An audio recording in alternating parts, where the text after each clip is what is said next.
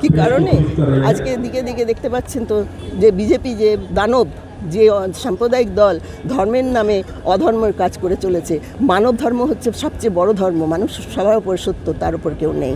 সেই মানুষকে মারার কল করেছে তারা, অথচ নাম করছে তারা ধর্ম, হিন্দু ধর্ম। হিন্দু ধর্ম হিন্দু ধর্ম কোথায় তারা রক্ষা করছে? এরা কি হিন্দু ধর্ম নয়?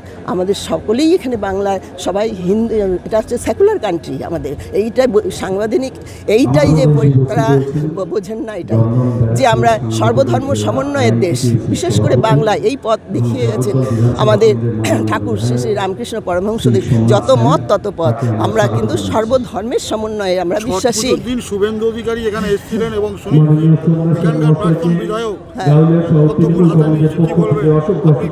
আমি বললাম হ্যাঁ, এই তো এটা তো বিধায়ক একবার হয়ে গেছে, বাই ইলেকশনে বিধায়ক হয়েছিল, ইলেকশন হলে পাবে না। কারণ আমি 2021 সালে যে ইলেকশন হলো সে কিন্তু নিজের ওয়ার্ডই হেরে গেছে এবং কষ্ট মাত্র পেয়েছে। সুনীল সিংকে দেখা গেল না কেন সবাই আজকে?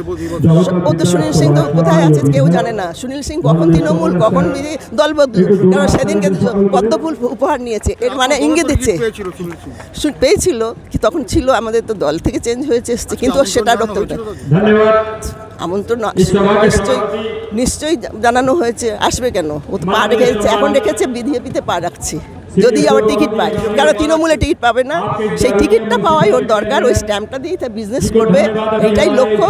মানুষের সেবা করার জন্য বিধায়ক হয় না। হ্যাঁ, পদ্মফুল দিয়েছে। তা না হলে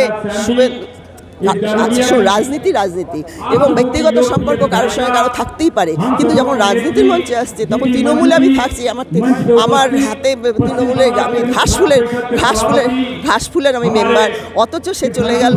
এ তো রাজনৈতিক প্রতারণা হলো, রাজনৈতিক ওই জন্যই যায়নি, হয়তো আস্তে আস্তে ঘর করছে, ওইদিকে বিজেপিতে যাবে। পদ্মফুল উপহার দিচ্ছে, মানে কি পদ্মফুল উপহার দিচ্ছে? কারণ জেনে গেছে তৃণমূলে হবে না, ওইখানে গেলে পরে কিছু লাভ হতে পারে, সেই জন্যই সে যাচ্ছে, চেষ্টা করছে এবং সে যাবেও তাই।